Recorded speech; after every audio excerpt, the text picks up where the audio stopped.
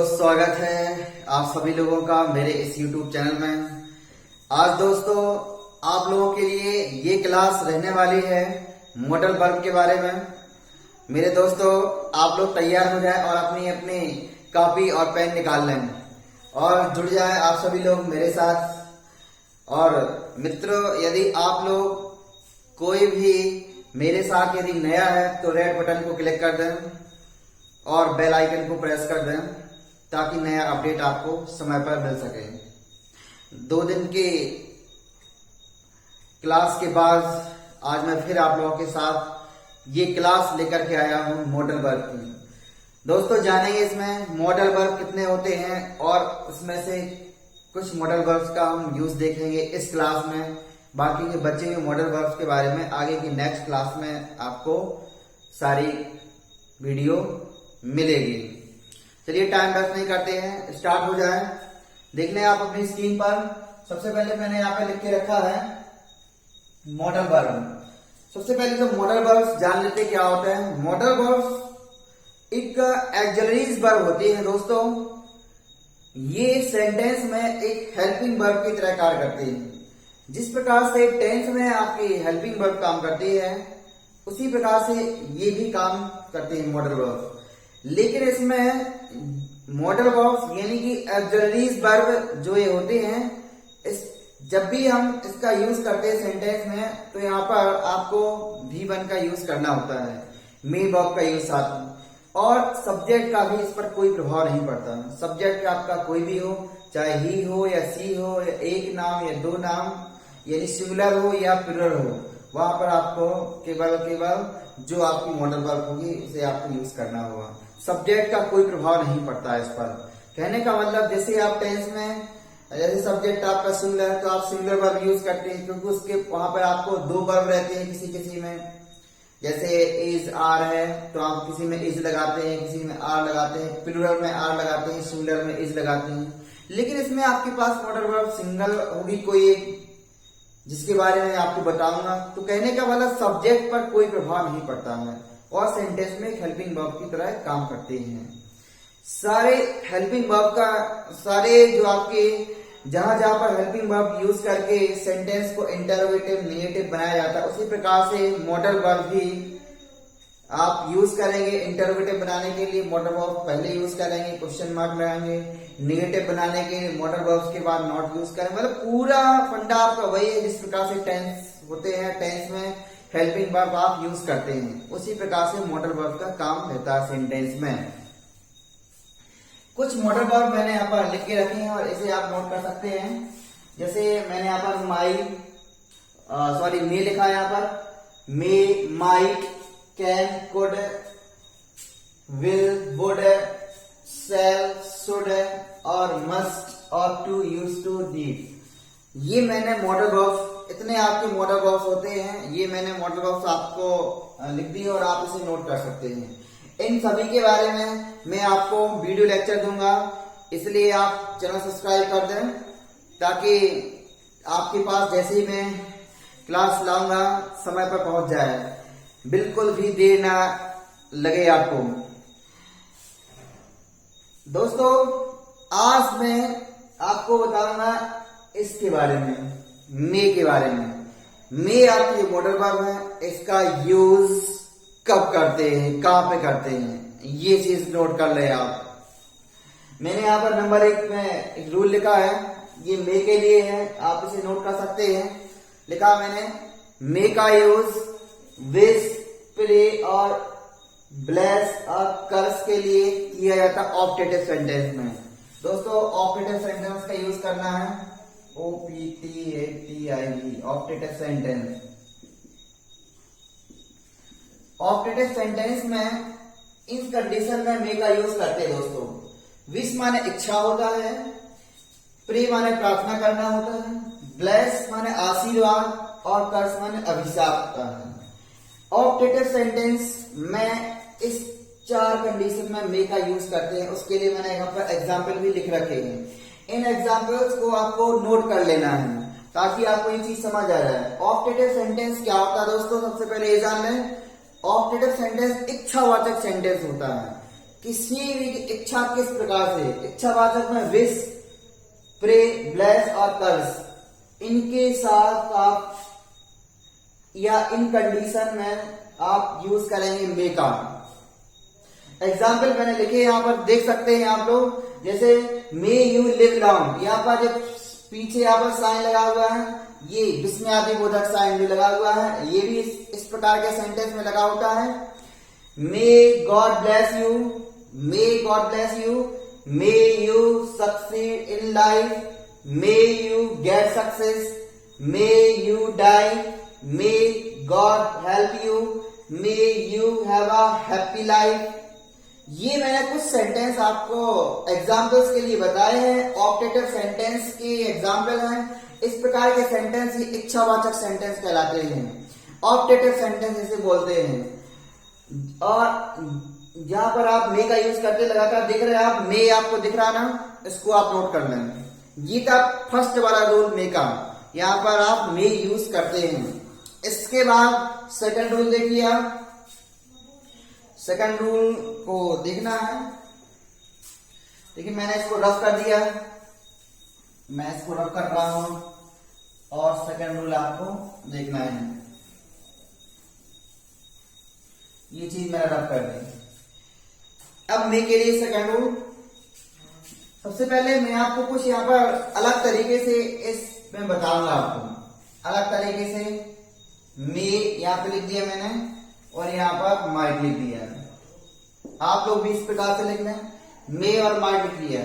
इन दोनों में मैं डिफरेंस बताऊंगा कुछ अलग तरीके से, जो आपके लिए काफी इंटरेस्टिंग रहेगा वास्तव में। मे माने सकता है, शक्ति है ना, सकने का, और माइट माने भी सकता, शक्ति होता है, लेकिन यहां पर इसका हिंदी अर्थ थोड़ा सा परिवर्तन होगा। दोस्तों सेकंड रूल इसका ये रहेगा, मे का यूज पॉसिबिलिटी के लिए किया जाता है। पॉसिबिलिटी, पॉसिबिलिटी, पॉसिबिलिटी माने संभावना, ठीक है, संभावना। मे का यूज संभावना के लिए किया जाता है दोस्तों, लेकिन संभावना की किस प्रकार से। अब पॉसिबिलिटी मैंने यहाँ पर पॉसिबिलिटी में मे का यूज भी किया जाता है और माइट का यूज भी पॉसिबिलिटी में किया जाता है। दोनों का हिंदी देखिए, प्रेजेंट में देखिए आप, PRES प्रेजेंट में, वर्तमान समय में देखें आप, मे का यूज प्रेजेंट में और माइट का भी प्रेजेंट सेंस में देखें आप, प्रेजेंट से। आप लोगों को कुछ टीचर्स बता देते हैं कि मे का पास्ट फॉर्म माइट, लेकिन यहाँ पास्ट कुछ नहीं, पास्ट कुछ नहीं है यहाँ पे दोस्तों। यहां पर मैं आपको बताऊंगा अब मैं जड़ इसकी, मे और माइट में क्या डिफरेंस है। पॉसिबिलिटी में दोनों का यूज किया जाता है प्रेजेंट सेंस में, मे का भी और माइट का यूज आप प्रेजेंट सेंस में यूज करेंगे, ना कि पास्ट में। पास्ट के लिए जो एक रूल है वो मैं आपको बाद में बताऊंगा। माइट का यूज इनडायरेक्ट नरेशन में, जो आप डायरेक्ट से इनडायरेक्ट नरेशन पढ़ते हैं वहां पर आप मे का माइट यूज करते हैं। इनडायरेक्ट नरेशन में माइट का यूज होता है, या इस कंडीशन में प्रेजेंट सेंस में माइट का यूज देखें पॉसिबिलिटी के लिए, संभावना के लिए। दोनों को यूज करना है प्रेजेंट सेंस में और पॉसिबिलिटी के लिए यूज करना है। देखिए आप, जैसे मैंने इसका स्ट्रक्चर लिख दिया पर सब्जेक्ट प्लस मे प्लस V1 प्लस ऑब्जेक्ट या प्लस अदर वर्ड। यहां पर भी मैंने इसका स्ट्रक्चर लिख दिया, subject plus might, subject plus might plus V1 object और अदर वर्ड है तो अदर वर्ड आप मेंशन करें। माइट में भी V1 का यूज करना है और मे में भी V1 का यूज करना है। V1 का मतलब मुख्य क्रिया का फर्स्ट फॉर्म। यहां पर मे V1, माइट V1 दोनों का यूज प्रेजेंट सेंस में कर रहे हैं और किस चीज के लिए कर रहे हैं? पॉसिबिलिटी के लिए, संभावना के लिए। अब पॉसिबिलिटी को देखें दोस्तों, नोट करते जाएं आप लोग। नोट करते जाएं और कमेंट बॉक्स में मुझे भी बताएं आपको किस प्रकार से लग रही है क्लास, आपको समझ आ रही है या नहीं। समझ में नहीं आ रही है तो मुझे आप बताएं, कमेंट बॉक्स में अभी बताएं, क्योंकि मुझे आप लोगों को इंग्लिश सिखाना है, इंग्लिश की जड़ सिखाना है पूरी।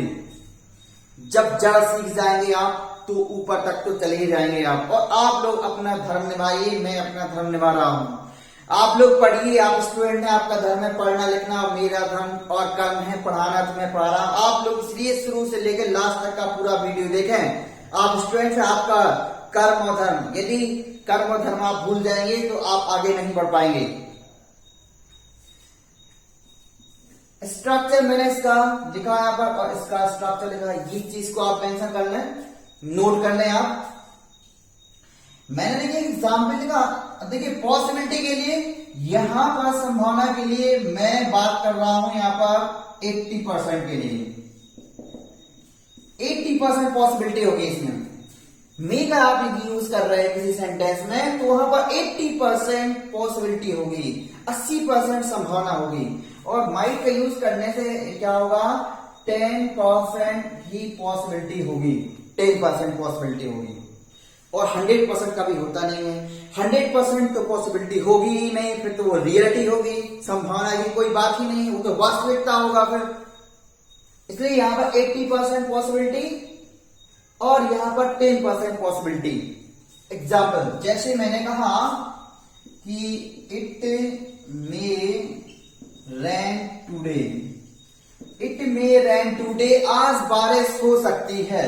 इट मे रेन टूडे, आज बारिश हो सकती है, 80% संभावना है आज बारिश हो सकती है। और यदि मैंने इसी सेंटेंस को इस टाइप से लिख दिया, it might rain today, it might rain today, तो इसका मतलब है आज शायद बारिश हो सकती है। इसका क्लियर हो जाएगा फिर दोस्तों, शायद, ज्यादा संभावना नहीं है, बारिश शायद हो सकती है आज शायद बारिश हो सकती है, ज्यादा संभावना नहीं है, सिर्फ 10% संभावना है। और 80% संभावना के लिए आप इट मे रेन टुडे, आज बारिश हो सकती है, वह शायद आ जा सकती है। ही सी मे कम टुडे, शायद वह आ सकती है। सी माइट कम टुडे, मैं आप लोगों से आज मिल सकता हूं। I may meet you today, शायद मैं आज मिल सकता हूं। I might meet today.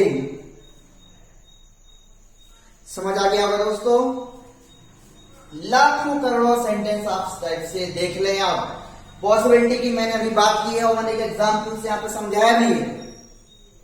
मैंने देखिए और एग्जाम्पल भी मैं दे रहा हूं आपको, और एग्जाम्पल ले लें। जैसे मैंने लिखा, मेघा मे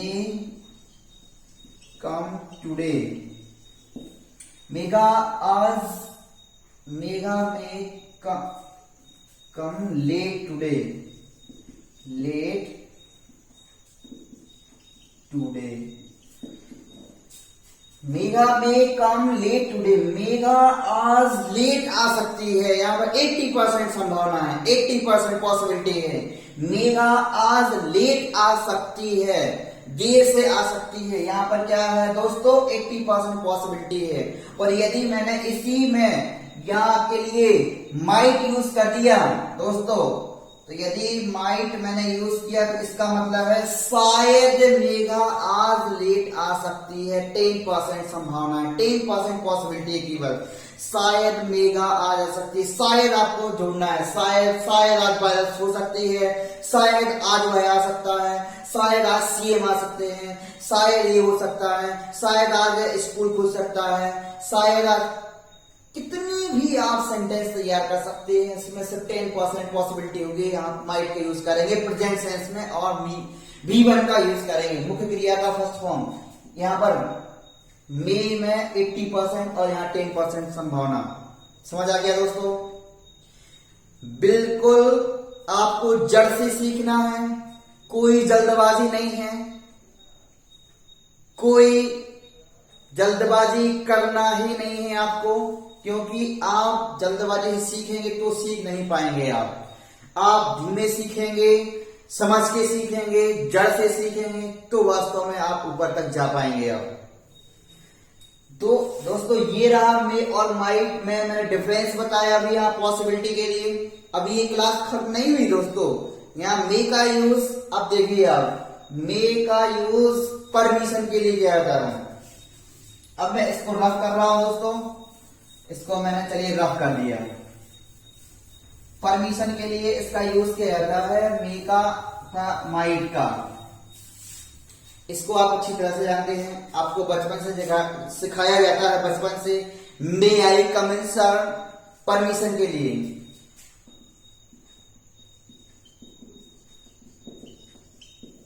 परमिशन के लिए मे का यूज करते हैं, जैसे मे आई कम इन सर।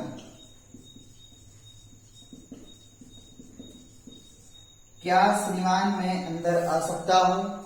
मे आई कम इन सर, क्या श्रीमान जी मैं अंदर आ सकता हूं? देखिए आप परमिशन के लिए कैन का भी यूज करते हैं, लेकिन इन दोनों में डिफरेंस क्या है?